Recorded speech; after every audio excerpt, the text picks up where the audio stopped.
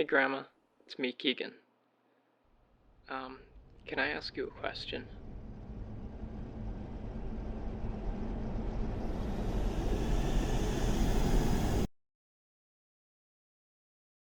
10 years later, and the firestorm of Smoke billows above the shores of Lake Okanagan. The overall number of fires in BC may have gone down, but the ones of greatest concern are only growing. This one in the southern interior has been burning for more than a week, and overnight, the flames suddenly jumped this highway. It's making the arrival of more help this weekend. Crews are also dropping water on this cluster of houses. A small Canadian contingent welcomed 101 firefighters stepping off These a plane houses from could Mexico. too become part of the fire. Uncertainty for those living in limbo. Tanya Fletcher, CBC News, Vancouver. Over 30,000 people forced to run away and watch as their homes burned to the ground. Entire towns engulfed by the merciless inferno. My grandma was there to witness all of it. In this interview, she explains what it was like.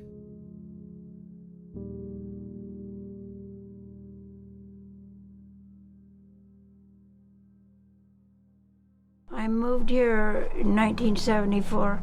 At that point, I moved from Vancouver Island here. What drew you to come live here? I just came looking for a place because I was sick of moving and I wanted to stop. And I stopped at the cafe that was down here, and I had talked to them, and they told me who to go and see, and I did that, and I bought a trailer from her right away. Awesome. On this property. Where were you when you heard about the evacuation order? I didn't hear about it. You didn't hear about it at all? No. When I went down the highway, I could see it, right as if it was on top of the highway down Mclure way. Did you go to save anything? What was the first thing you went to save? My photo albums. Your photo albums? You betcha. First, I think I got a hold of Sandy and told her that I'm going to pack up my photo albums and go down to their place. And she said, I'll come and help. And that's when her and Theron came to help me. They helped pack a bunch of stuff. Sandy took all the pictures off the wall, etc., and they helped with everything. And we loaded their truck and my car, and away we went to their place. What remained of the old place? Like, there was I remember seeing an old burnt out bathtub. What else was there? Everything. The kids, I got some bunch of photos. The kids, we had to dress in white, one-piece suit, and the kids went down to the basement and they found some of my change money, but it was all stuck, burnt together, stuck. I still got some. All the money was melted together? Yeah, any of that. What was your reaction when you found out the cause of the fire? I wanted to grab that guy and beat the heck out of him. Did a lot of people kind of share the same? I don't know what they thought, but I sure know what I thought. And do you think he got the deserving punishment for it, or do you think it should have been a little bit more? Well, that was hard to say. He certainly deserved to be treated pretty rotten or rough, to my way of thinking. Yeah. The family wasn't allowed out here until, what was it, 3 weeks after the fire? And there was one part of a tree up here on my property, and you could see the flames coming out of the top. Still smoking? Yeah. Wow. Yeah. And we tried walking, but it was burning the bottom of our feet, so we had to keep moving, and all this dust, ashes, and it was floating all over. Yeah. And what did the scenery here look like before the fire? Great big trees. Yeah, so the entire mountain range behind you was completely green. Oh yeah, all I could see was about a foot of the top of one power pole. Really? That's all I could see. Is it harder for stuff to grow here now after the fire, or is it a bit easier? I can't grow garden here anymore, so we had to build me some raised beds.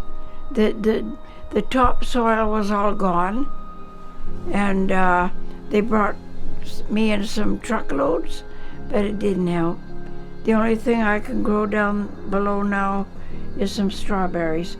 My raspberry patch got completely wiped out, and I could not get it to regrow. Was it very windy that night? No, not really, but the fire did come this way. And what it was doing, because it was burning so hard, it was burning into itself. It was not just, going all over. Right, it was sort of creating like a firestorm. Exactly, yeah. Like, were the fire seasons this bad beforehand around here commonly, or were people kind of caught off guard by this? I'm not sure, because I don't remember any really bad fires before that all of this stuff started happening. You're pretty close to the Tolko mill, and when the fires were going on, it was stated that there were about 2 million liters of fuel on the premises. Did you know about that, and were you worried about that? No, what happened was when my daughter Sandy and her son Theron and I were packing, we had light. Then all of a sudden the mill blew up and we had nothing. Really? Yeah. Did a lot of your friends in the local workforce move out of here after the mill went under? Because a lot of people seem to have lost their jobs from That's that, right. Yep, they had no choice. They had to go somewhere where they could try and find work. Has it since recovered to full strength since then, or is it still kind of... Only to a point. Only to a point. Yeah. It had the big effect on the loggers. It was the loggers that were getting already digging with their cats around the edge of the town on the mountains, so the fire couldn't get Barriere, and it worked. And what did they do? Sorry, that they dug something on the mountains? Yeah, and they used all kinds of stuff, like they sprayed something on too, and they were working in every way, and I think knocking down a few trees too, to keep it up, make this fire line that they were making. Well, the loggers were all in there, and everybody else that could do anything was there to help. The whole town was... You betcha. Yeah, I give them credit. A lot of credit.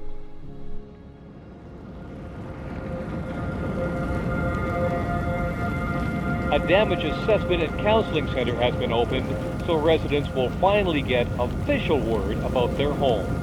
Also destroyed, the Tolko sawmill, the main employer for the nearby town of Barriere. Hundreds of jobs lost. Only hours before, the mill was completely engulfed in flames. Here, piles of logs, stacked meters high, hundreds of meters long, burned.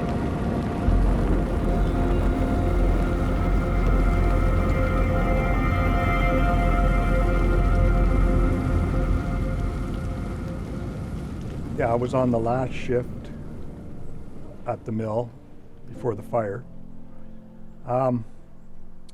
It was a Thursday night, midnight was my shift, and we had no power or anything, so there wasn't much we could do except have the water reservoir filled up. So we pumped water up to it from Lewis Creek, and we made sure that all the lumber was away from the buildings and any machinery was in the center of the biggest field we had open at the time, just to mitigate any fire coming to the building that way. Yeah. So they didn't take any machinery off site or anything? They just kind of left it there? No, we didn't take any machinery off site. We just put it in the middle of the field with no logs or lumber, or maybe trying to salvage from fire that way. I didn't think it would make it that quick, or I didn't think it would have that kind of firestorm effect to be able to take the whole mill out. Stuff, did you guys end up saving anything? Nothing. No, there was nothing saved. As far as fuel on the mill site that could have been a safety issue, I always knew about, because I worked close by the great big, we had great big propane tanks to fuel the dry kilns. To me, that would have, I don't know what would happen if they caught fire, what devastation they could provide in themselves. They would create a firestorm, but I don't know if they ever blew up or not. I'm not sure. What became of the site where the mill used to stand? It was taken over by, I think, first the Ministry of Transportation, because it had gravel opportunities for building roads and stuff. And so they divided it into lots to sell, to help rejuvenate business lost, bring new businesses into Barriere. And was that a big problem after the fire? Did a lot of business end up leaving? Business overall? No. Just suffering a bit, maybe. The ones that did hang on were just suffered. Lack of people, uncertainty of. It took 3 or 4 months for the company to decide if they were going to rebuild or not. So there was a lot of uncertainty for the lengthy period of time. The community was very important. It was obviously the biggest employer. It had between 150 and 180 employees, plus the logging aspect of it, which is still there. The logging part is still going on, and it was people who set their roots here. They raised their families here, they had employment here. So, yeah, it's a huge part of the community. Yes. I stuck around for a bit because the fires were still burning, but then when we determined that it was safe to come back, I went down to the coast and I got a job construction down there. When the fire was reaching the mill, everyone got evacuated up to around where we are now, right? Yeah, this whole area, yes. For kilometers and kilometers, I don't know what the proximity would have been, probably 20, 25 kilometers of the fire. At least people were evacuated. And then you also got the evacuation warning here later on. Did you think that the fire had a chance of making it this far? It was a different fire. It was about 18 kilometers from here. It's called North Barriere Lake Fire. I was down the coast working, and friends and family had to come and help my wife and son get out because of that evacuation. The first season, fire season, where you had to personally evacuate and deal with something like that. Yes, and hopefully the last. Yeah. How long did they give you to evacuate? It wasn't long at all. It was probably a day and a half that we found out this area was being evacuated. The whole evacuation period was about 3 weeks. Were a lot of the neighbors going around and helping each other out with packing and evacuating? Yes, for sure, especially with livestock. Some people didn't have, as we didn't have, measures to get a horse out, so people were relying on neighbors to do what was best for the animals. There was somebody that come up from 100 Mile to evacuate animals with a bigger horse trailer, and one of our neighbors told us that they had room for another horse, so we contacted that person physically and asked if there was room, and he said yes, there is.